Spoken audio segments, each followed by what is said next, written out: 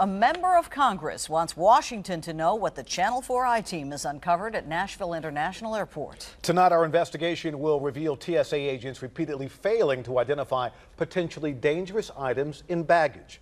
It is the latest discovery by the I-team that began when our hidden cameras caught airport employees bypassing security without ever being screened or having their bags inspected. Let's go right to our chief investigative reporter, Jeremy Finley, now with the latest. Well, the Channel 4 I-team has obtained internal documents that now has a U.S. representative questioning why some TSA employees are allowed to keep their jobs despite repeatedly failing tests designed to test their abilities.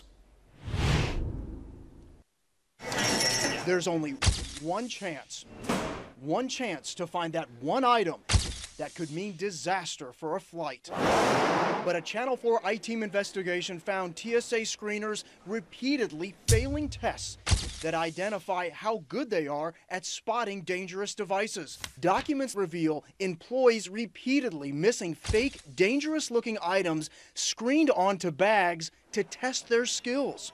If they are not catching these bags, what does that say? It says they might not catch the real thing.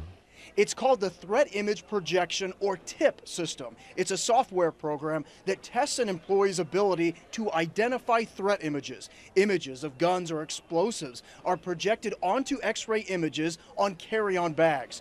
Employees actually get TIP scores once a month that shows if they failed those tests. If an employee scores below 75%, they're supposed to be retrained within a month.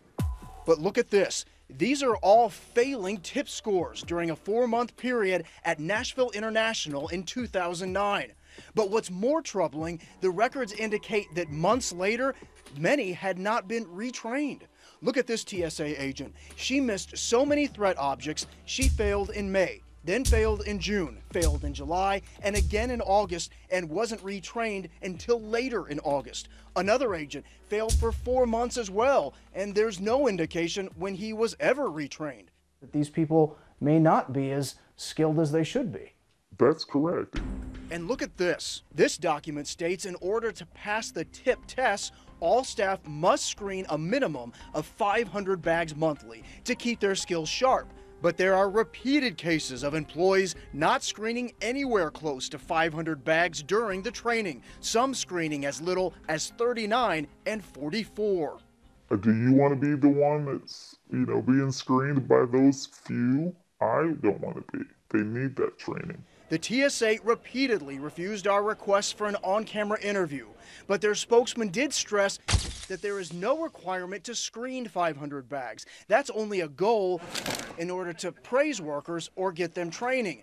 And it is a false sense of security. U.S. Representative Marsha Blackburn reviewed our documents and watched the undercover video we first showed you last night, how we found airport employees not going through the screening you and I go through, not even having their bags checked. They absolutely should be screened. She's now calling for congressional hearings into TSA and wants our video and findings included in those hearings. Here we are 11 years after 9/11, and we still have these wide gaps in our security. Earlier this year, Marsha Blackburn released a congressional report that featured TSA employees all over the country with criminal backgrounds or arrest records. That's a big reason why she's so concerned about what we've uncovered.